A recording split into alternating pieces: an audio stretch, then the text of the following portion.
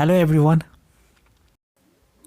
दोस्तों, class 10th math के exam में कंस्ट्रक्शन से यानी रचना से एक प्रश्न आता है, तो उसको इस वीडियो में हम बनाने के सीखने वाले हैं।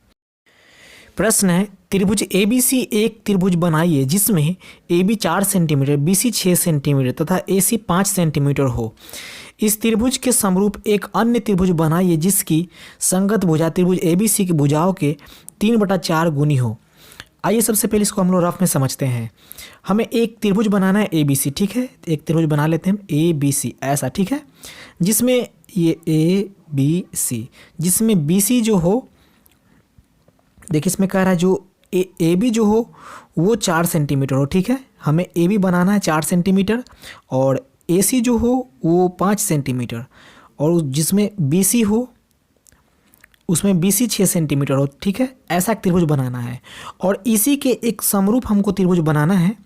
इसी त्रिभुज के एक समरूप हमको त्रिभुज बनाना है जो इसके 3/4 गुना हो, ठीक है। इस त्रिभुज के 3/4 गुना हो, 3/4 गुना इस त्रिभुज के हो। जैसे कि उसका एक भुजा अगर 6 सेंटीमीटर हो, जैसे इसका 6 सेंटीमीटर है नीचे वाला भुजा, तो इस त्रिभुज का जो बनाएंगे उस त्रिभुज का भुजा देखिए 6 का हम 3/4 से, छोड़िए इसको नहीं लीजिए, हम ले लेते हैं, समझ लीजिए उधर AB को लेते हैं। मान लीजिए उसका AB एक 4 सेंटीमीटर हो, इससे आपको आसानी समझ में आ जाएगा। 3/4 देखिए 4 का 3/4 कितना हो जाएगा, 3 हो जाएगा, ठीक है। तो अगर वो 4 है एक भुजा, तो इसके समरूप हम जो बनाएंगे नया त्रिभुज उसका वो AB जैसा है वैसा इसका नया भुजा 3 हो, ठीक है। और वो 5 है तो उसका 5 का भी 3/4 गुना हो और 6 का भी 3/4 गुना हो। यानी कहने का मतलब वो 4 5 6 है तो उसी का 3/4 गुना एक और हमको बनाना है समरूप त्रिभुज। ताइए इसको कैसे बनाना है देखते हैं। तो सबसे पहले 4 5 6 इसमें सबसे बड़ा जो भुजा हो उसको सबसे पहले बना लीजिए, ठीक है। तो इसमें देखिए BC 6 है ना, तो सबसे पहले हम BC बना लेते हैं, ठीक है। तो सबसे पहले हम BC को आधार मान कर हम स्केल रख के 6 सेंटीमीटर का खींच लेते, ठीक है। इसको ध्यान से आप खींच लीजिए, ऊपर भी जगह छोड़िएगा और नीचे भी, क्योंकि ऊपर भी बनेगा और नीचे भी। तो 6 सेंटीमीटर हम खींच लेते हैं BC सबसे पहले। तो ये देखिए यहाँ पर 6 सेंटीमीटर हो गया, ये 6 सेंटीमीटर हो गया। उसके बाद ये क्या है, ये B और C है, ठीक है। इसको हम लिख लेते हैं, यहाँ पर हो गया B और ये हो गया C। ये कितना सेंटीमीटर है, ये BC कितना सेंटीमीटर, 6 सेंटीमीटर खींचे। तो चलिए इसमें लिख देते हैं हम 6 सेंटीमीटर। ऐसा आप सबसे पहले खींच लीजिएगा। इसके बाद आप 5 भी खींच सकते थे, 4 भी खींच सकते थे, लेकिन सबसे पहले हम बड़ा वाला लिए, ठीक है। और यहाँ से देखिए ये BC है तो B से C ऊपर में A होगा ना कहीं पर, तभी तो ABC बनेगा। तो AB हमको खींचना है कितना, 4 सेंटीमीटर। तो चलिए AB आप सबसे पहले स्केल पर 4 नाप लीजिए, ठीक है। ऐसे ऐसे स्केल पर आप सबसे पहले 4 ऐसे नाप लीजिए, ऐसे कंपास से, ठीक है। 4 सेंटीमीटर देखिए, इसको हम 4 सेंटीमीटर नाप लेते ध्यान से, पूरा आप अच्छे से मापिएगा इसको, तो आपका एग्जैक्ट बनेगा इससे। तो हमको B पर रखेंगे, AB खींचना ना 4, तो B पर रख के ऐसे हम, और 4 इसको नाप चुके हैं ना, तो ऐसे हम एक चाप ऐसे ले लेंगे, ठीक है। B को केंद्र मान के ऐसे हम एक चाप खींच लेंगे।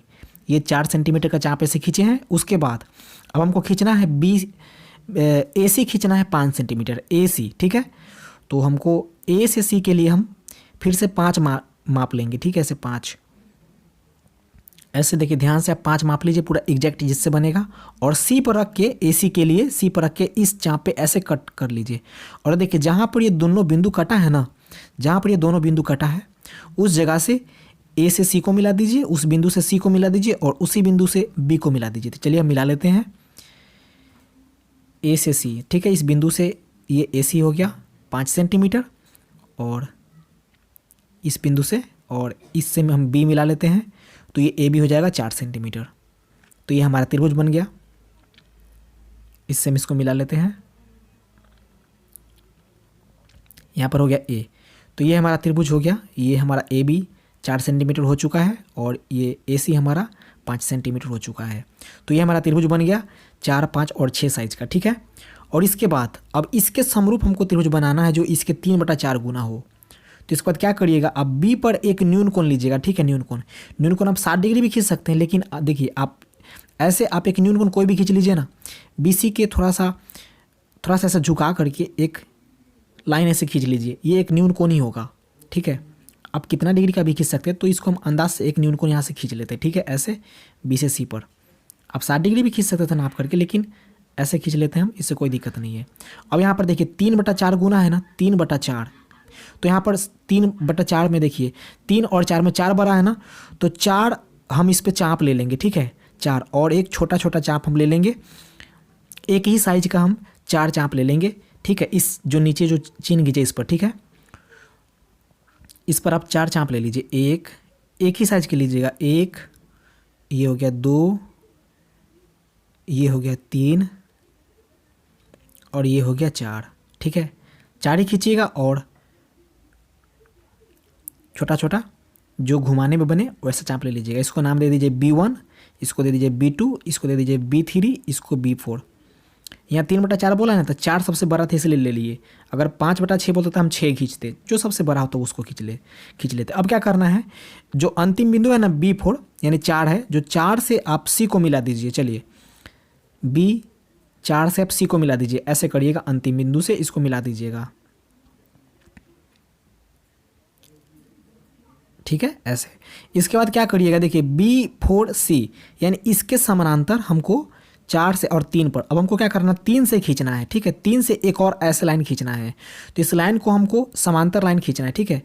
अभी जो खींचे हम B3C समानांतर यानी B3C के समानांतर एक लाइन खींचना है। तो उसको खींचने के लिए सबसे पहले B4 पर ऐसा एक आप ऐसे कोण बना लीजिए, ठीक है, ऐसे एक चाप खींच लीजिए और उसके बाद जिस चाप से आप 4 पे खींचे उसी चाप से आप 3 पर रखे से खींच लीजिए, ठीक है, ऐसे। अब आपको करना क्या है, इस नीचे वाला चाप को आप ऐसे नापिए और नाप करके इसको फिक्स करिए और फिर क्या करिए, ऊपर जो हम खींचे थे 3 पर से उसको आप कट कर दीजिए ऐसे।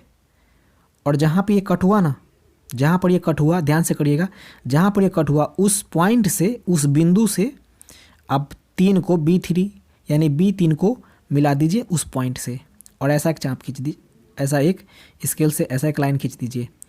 तो ये एक इसके समानांतर बन चुका है लाइन, ये एक इस बगल वाला लाइन के समानांतर एक लाइन बन चुका है। अब क्या करना है, जैसे यहाँ से खींचे वैसे इस बिंदु से खींचना, ऐसे, ठीक है, ऐसे खींचना है।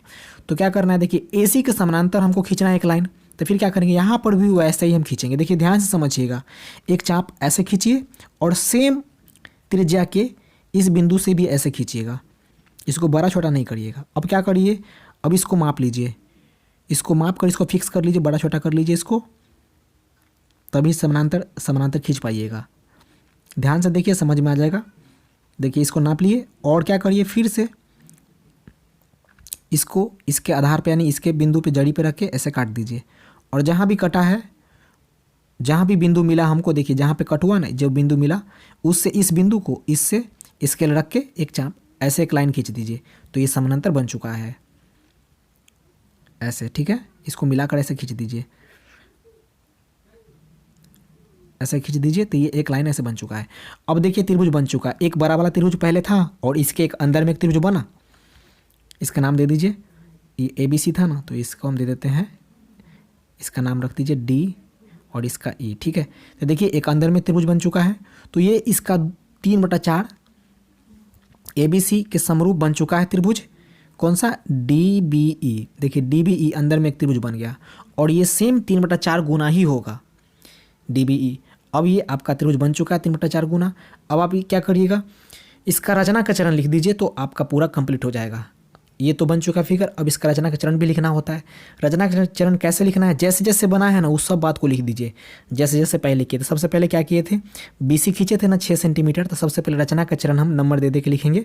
नंबर 1 में क्या करेंगे, लिखेंगे BC बराबर 6 सेंटीमीटर खींचा, BC बराबर 6 सेंटीमीटर खींचा, ठीक है। इसके बाद हम लोग क्या किए थे, चलिए 2 नंबर में लिखते हैं। इसके बाद हम क्या किए थे, B को केंद्र मानकर 4 सेंटीमीटर, B को केंद्र मानकर 4 सेंटीमीटर का एक चाप खींचे थे। तो लिखेंगे B को केंद्र मानकर 4 सेंटीमीटर, तथा उसके बाद हम लोग C को केंद्र मानकर 5 सेंटीमीटर का चाप खींचा, C को केंद्र मानकर 5 सेंटीमीटर